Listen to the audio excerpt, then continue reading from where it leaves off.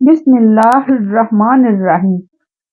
قیامت میں جہاں نیکیاں اور برائیاں تولی جائیں گی وہاں اس چیز کا بھی مطالبہ و محاسبہ ہوگا کہ اللہ جل جلالہ نے جو نعمتیں عطا فرمائی تھیں ان کا کیا حق ادا کیا اور کیا شکر ادا کیا۔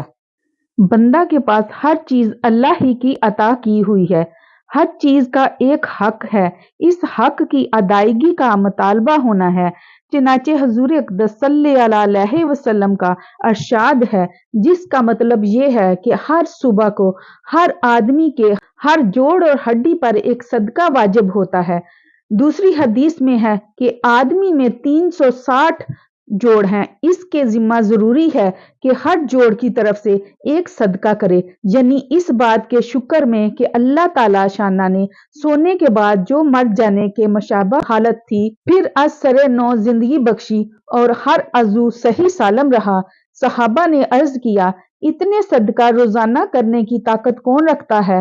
حضور صلی اللہ علیہ وسلم نے فرمایا، ہر تسبیح صدقہ ہے، ہر تکبیر صدقہ ہے، لا الہ الا اللہ ایک صدقہ ہے، اللہ اکبر کہنا صدقہ ہے، راستہ سے کسی تکلیف دینے والی چیز کا ہٹا دینا صدقہ ہے۔ غرض بہت سے صدقات شمار کروائے اس قسم کی اور بھی احادیث ہیں جن سے آدمی کی اپنی ذات میں جو اللہ کی نعمتیں ہیں ان کا بیان ہے۔ اس کے علاوہ کھانے پینے، راحت و آرام کے متعلق جتنی اللہ کی نعمتیں ہر وقت میسر ہوتی ہیں وہ مزید برآں قرآن پاک میں سورۃ الحاقم التکاثر میں بھی اس کا ذکر ہے کہ قیامت میں اللہ کی نعمتوں سے بھی سوال ہوگا۔ ایک حدیث میں آیا ہے کہ جب یہ آیت نازل ہوئی تو بعض صحابہ کرام رضی اللہ تعالیٰ عنہ نے عرض کیا کہ یا رسول اللہ، کن نعمتوں کا سوال ہوگا؟ آدھی بھوک روٹی ملتی ہے، وہ بھی جو کی، پیٹ بھرائی روٹی بھی میسر نہیں۔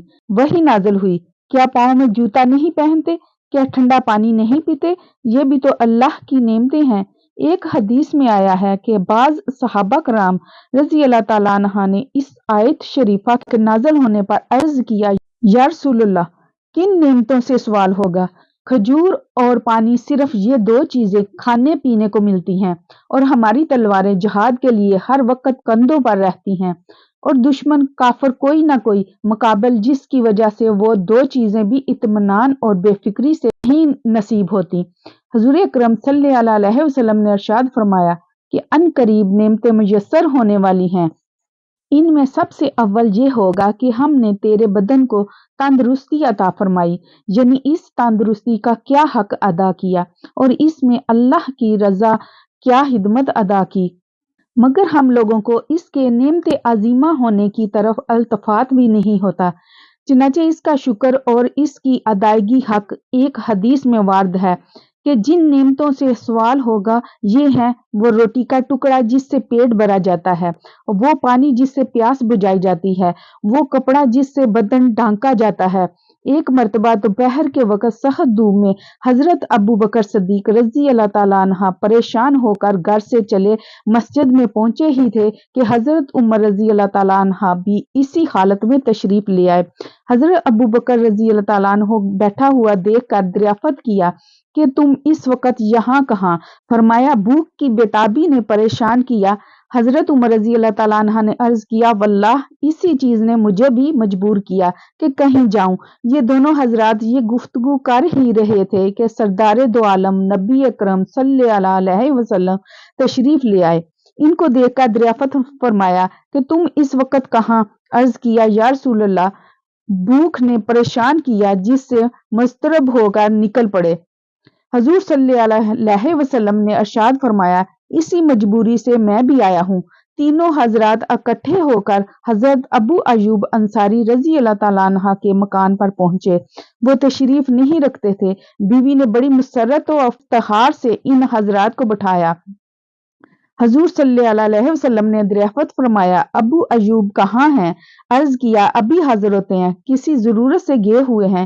اتنے میں ابو ایوب بھی حاضر خدمت ہو گئے اور فرتے خوشی میں کھجور کا ایک بڑا سا خوشہ توڑ کر لائے۔ حضور صلی اللہ علیہ وسلم نے ارشاد فرمایا کہ سارا خوشہ کیوں توڑا؟ اس میں کچی اور آدھ کچری بھی ٹوٹ گئیں، چھانٹ کر پکی ہوئی توڑ لیتے۔ انہوں نے عرض کیا، اس خیال سے توڑا کہ ہر قسم کی سامنے ہو، جو پسند ہو وہ نوش فرمائے۔ کے بعد مرتبہ پکی ہوئی سے آدھ کچری زیادہ پسند ہوتی ہے۔ خوشہ سامنے رکھا، جلدی سے گئے اور ایک بکری کا بچہ ذبح کیا اور جلدی جلدی کچھ تو ویسے ہی بھون لیا اور کچھ سالن تیار کر لیا۔